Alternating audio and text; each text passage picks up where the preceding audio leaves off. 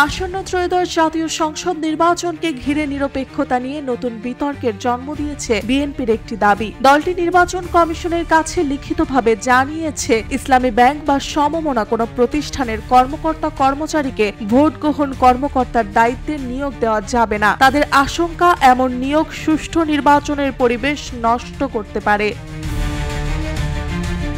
বৃহস্পতিবার 23 অক্টোবর নির্বাচন ভবনে প্রধান নির্বাচন কমিশনার এএমএম নাসির উদ্দিনের সঙ্গে সাক্ষাৎ করেন বিএনপির ৩ সদস্যের প্রতিনিধি দল। সেখানে ৩৬ দফা প্রস্তাবনা তুলে ধরা হয়। প্রস্তাবনায় বলা হয়েছে, ভোট গ্রহণ কর্মকর্তা বা পোলিং অফিসার নিয়োগের ক্ষেত্রে কোনোভাবেই রাজনৈতিকভাবে প্রভাবিত বা দলীয় প্রতিষ্ঠানের কর্মীদের অন্তর্ভুক্ত করা যাবে না। উদাহরণ হিসেবে ইসলামী ব্যাংক, আল আরাফা ব্যাংক, ইসলামী ব্যাংক হাসপাতাল ও ইবনে সিনার নাম উল্লেখ করেছে দলটি। বিএনপির দাবি, ইসলামী ব্যাংকে সম্প্রতি প্রায় ৫,০০০ কর্মকর্তা কর্মচারী নিয়োগ বাতিল করে তড়িঘড়ি করে দলীয় লোক বসানো হয়েছে, যা উদ্বেগজনক।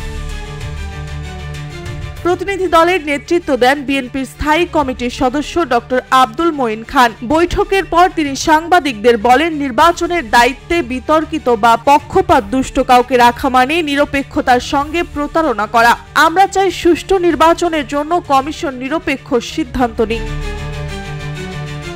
বিএনপির এই সম্ভাবনা রাজনৈতিক অঙ্গনে নতুন আলোচনার জন্ম দিয়েছে। পর্যবেক্ষকরা মনে করছেন, এই দাবি ইসির ওপর আরও চাপ সৃষ্টি করবে, যাতে নির্বাচন প্রক্রিয়ার বিতর্কিত নিয়োগ এড়ানো যায় এবং ভোটে জনগণের আস্থা অটুট থাকে। মার্জিয়া মৌ, রূপালী বাংলাদেশ।